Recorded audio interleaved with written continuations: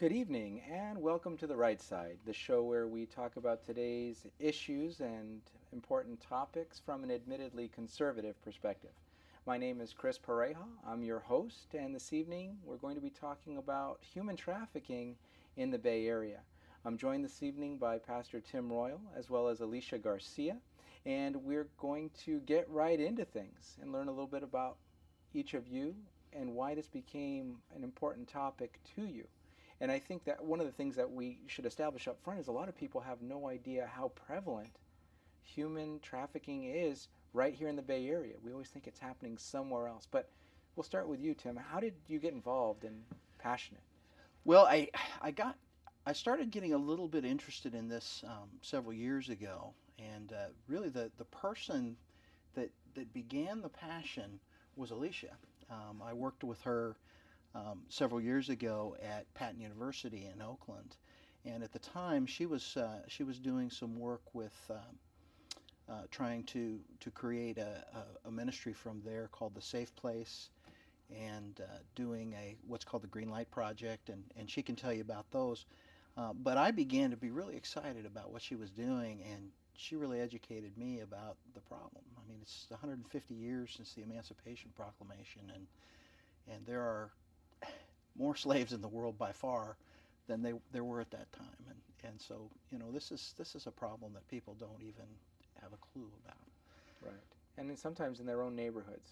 Yeah, and honestly, in our part of the world, the most common slave is when they go in there is a 14-year-old girl in sex slavery. My daughter's 13. I mean, this is something that my youngest daughter is 13. I have three daughters, and I think about this issue, and I get pretty passionate about it. Okay. Well, Alicia, talk to us. You've been evangelizing for a while. It sounds like you've already converted some people to your cause. How did you get started? Actually, it started about 7 years ago for me. I was really concerned about young people. I work a lot with youth, and I was just really concerned about some of the choices that they were making. And I got involved in youth ministry at the local church. And through that, I started studying about it, and I was just appalled. Because you're right, people do think of it as something in another country. They think of it as somebody else's problem, and they don't realize that these things are happening right here in our back door. Right. And so I felt that people need to be educated about this locally, because in order to do something about it, we have to be educated. Sure. And so that's how I got started. And so when I first became aware of this scenario within the last 6 months or so, and hearing that it's happening on the peninsula, in Oakland, in San Francisco, various parts of the East Bay. There are people coming from Central America or South America or Asia. It is not. It is an epidemic problem, and it's not. And we think of the sex tourists and all of those folks going to Thailand or something to go meet young boys or what have you. But having it happen right here, what kind of statistics? What kind of research did you come across that emboldened you to go this direction, Alicia? Okay, well, because of the nature of the topic, people don't stand in line and raise their hand and say, yes, I'm being sex trafficked. So they actually can only estimate, but they figure that approximately 30 million young people are being sex trafficked currently throughout the world, and that in the Bay Area alone, there's about 17,000 that they could conservatively say, but some people say that the figures are much higher. But these are just estimates, and they're figuring that about another million per year are added conservatively to the number. And that's globally? Yes, globally. Yeah. The thing that just has really blown my mind, I think, is, and what makes it so dangerous, is that they're estimating by 2014 human trafficking will surpass the illicit drug trade as the number one illegal activity economically in the world. And so it's a situation where there is so much money in it, and there's less risk than with drugs, and lower overhead. And so the issue is not going to go away unless we begin to do something about it. Well, and what's interesting is You talk about the correlation, drugs and human trafficking, and in many cases they are intertwined. Like, for example, the border security issues that we're having, the southern border is known to be very porous, and a lot of people think, well, it's just a lot of hardworking families coming up that are here to make a better life for themselves and their family. And for some people that may be the case. But what they're not realizing is the same drug cartels that are bringing drugs up and turning people into human drug mules are also major components of this drug trafficking. I mean, of the human trafficking as well. And so, but what's even scarier is, as I've begun to research the topic, we find that not all of the people being trafficked are foreign born. No. We hear about runaways. We hear about scenarios where there is a parent actually selling their children into the trade or working as their pimp. And so I know we've had these types of conversations. Tell us a little bit about that perspective. We can start with you, Tim. Well, there was recently on NBC a story about a woman named Min Dong. And Min was trafficked by her parents. And it began at, and this is not uncommon, child abuse in the home is often the beginning of this, whether it opens them up to the idea of needing love and ending up in the arms literally of a pimp who ultimately sells them into sex trafficking. But in this particular case, the pimp was the parents. And the father began sexually molesting the girl at 2 or 3 years old, as far back as she could remember. And then from that age forward, you know, she says in the video, I literally thought of this as training. And then at 10 years old, he began to sell her to others. And when dad wouldn't give money to mom sold her to get money. And so, you know, we think of this as prostitution. In fact, our society has labeled them child. There's no such thing as a child prostitute. Whatever happened to statutory rape? These are children being sexually molested. Right. And if we don't think of them properly. We think, well, it's consensual. They're children. And this is a huge problem when the average age to move into this situation is 14. Then we know that 10, 11, and 12-year-olds are being brought into this sex trafficking. Because 14 is the average, yes. not the entry age. Exactly. And this whole situation is just it's massively out of control, and our laws are not set up to handle it. No, and actually there are people trying to legislate or push legislation that would weaken the underage sex kinds of interactions for their own deviant purposes, obviously. But there are laws that are being addressed to try to bring this up. We talked previously about case law. Did you want to go into a little bit of detail about that? Well, CASE is the organization, and it's escaping me right now, but there's a referendum on the November ballot for California, and it will give us the toughest anti-human trafficking laws in the country. Finally, California doing something for the better. you, I am so excited about this. And it's been, there's a group of abolitionists in the Bay Area and across the state that are really strong. And this is a bipartisan issue. This is not a Republican Democrat issue.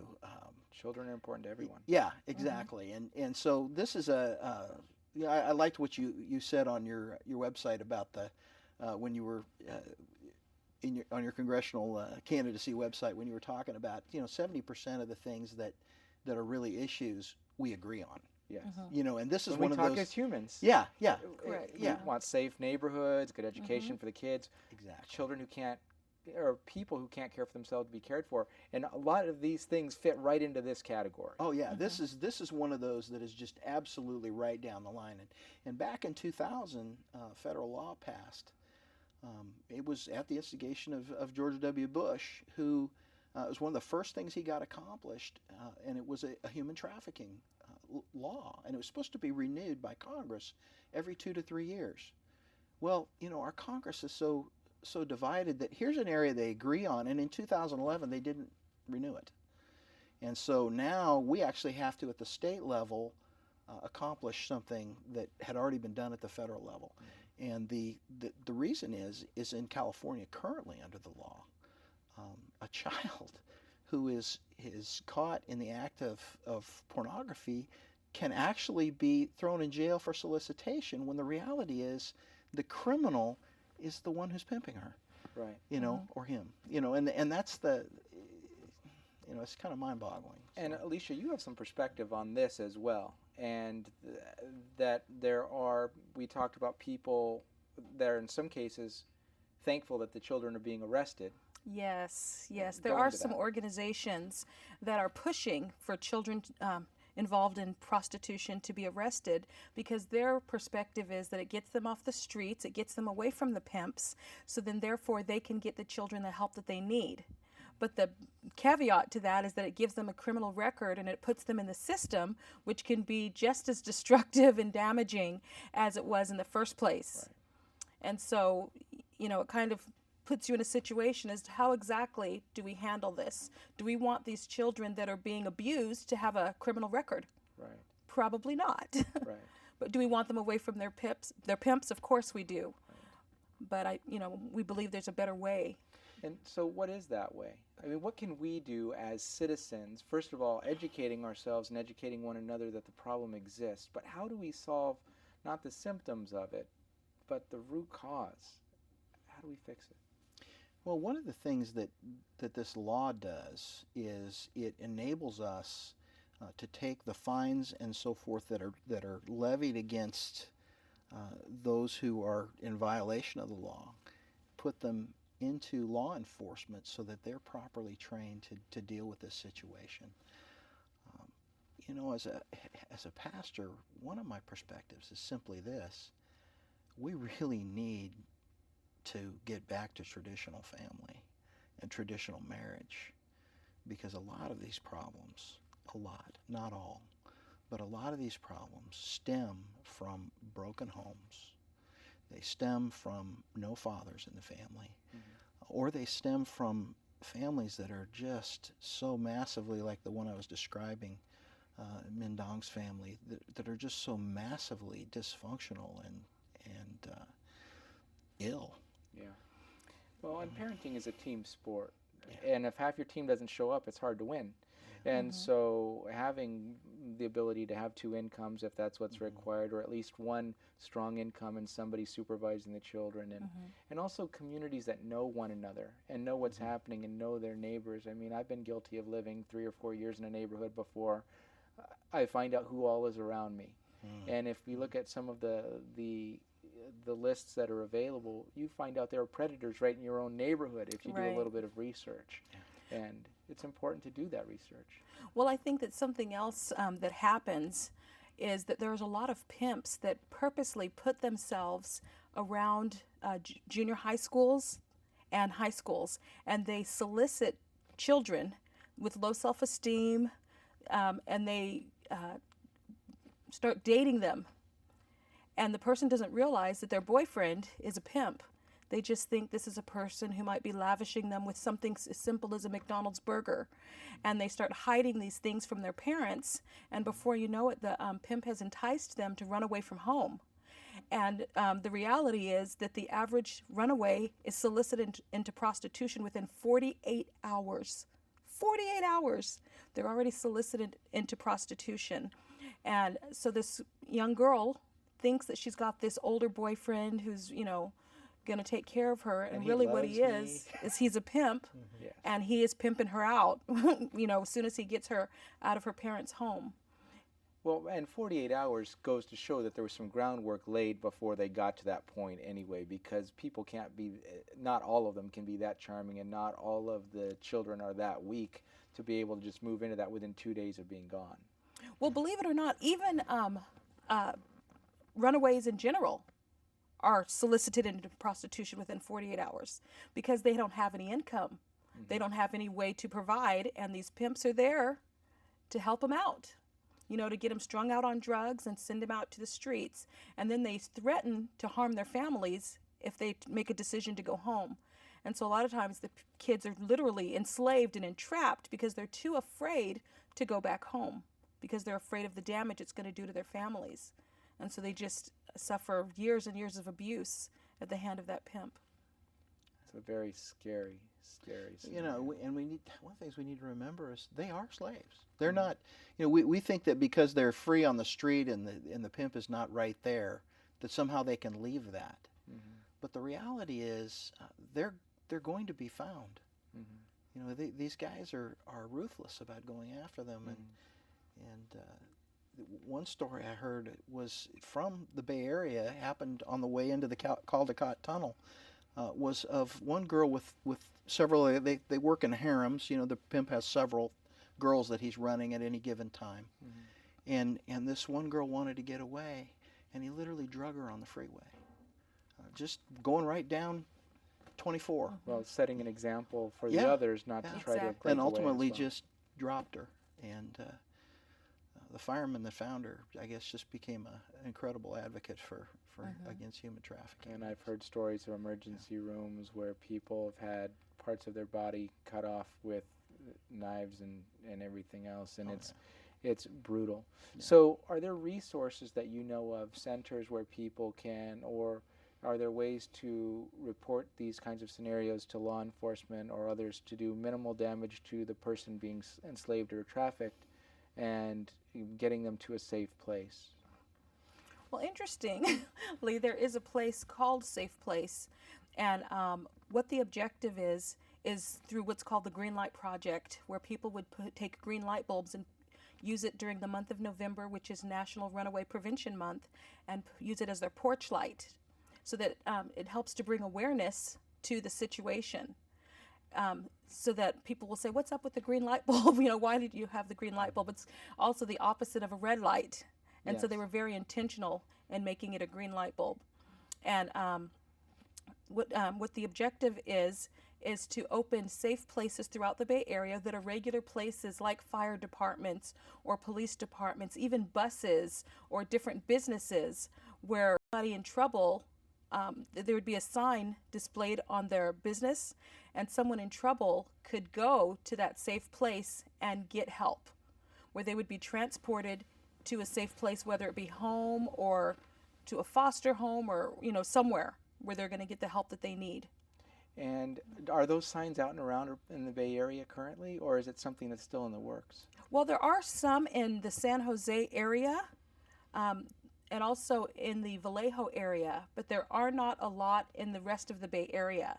And so that is something that I really would like to see happen, is more organizations, churches, fire departments, police departments, even McDonald's, take an active role in helping people get off the streets that are really looking for help, where they can walk into a non-threatening environment and actually get the real help that they need, and they actually get them out of the area so that they're not in danger.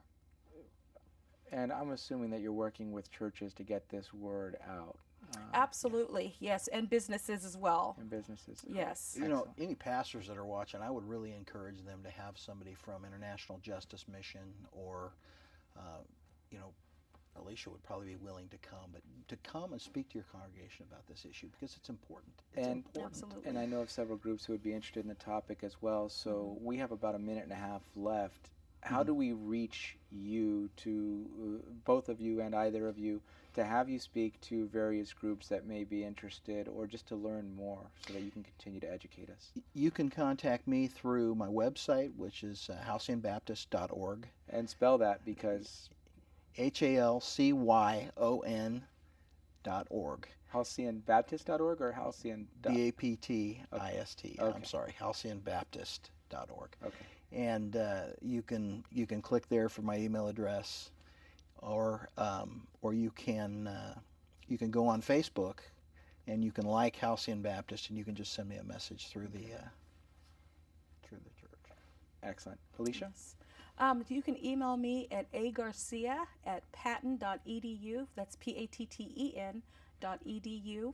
And I would gladly come out and do a seminar or speak at a church or anything to help out. Somehow I guess that might be the case. I I appreciate you sharing your knowledge and educating us, because this is a very important topic and one that people don't realize is a topic here in the Bay Area. And the story of Mindong, for example, wasn't New Jersey. It was here. Yeah. And we need to make sure that people are aware. So thank you. Absolutely. And now we'll take a quick break and have a word from our underwriter, the Conservative Forum.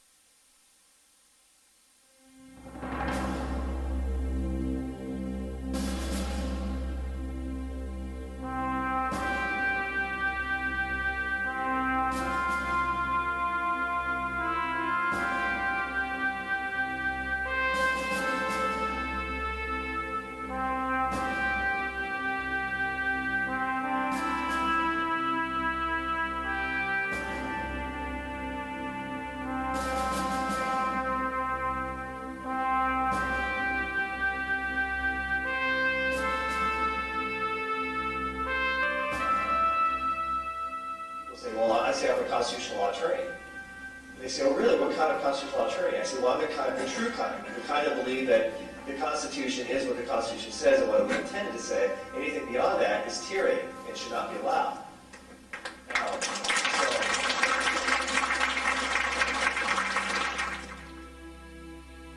So it's come to this, my friends. You ready for the second American Revolution against a ruling class that simply lectures but does not listen or defend the American people? It is government versus the people. Am I right? Look at the Electoral College example. Right? A leftist popular challenge to states' rights. You think the founders were brilliant people? Did they not know what they were doing by carefully calibrating to get the small states and the big states to come together? Why does Wyoming get 2 senators in California? Actually, I'd rather have Wyoming's 2 senators.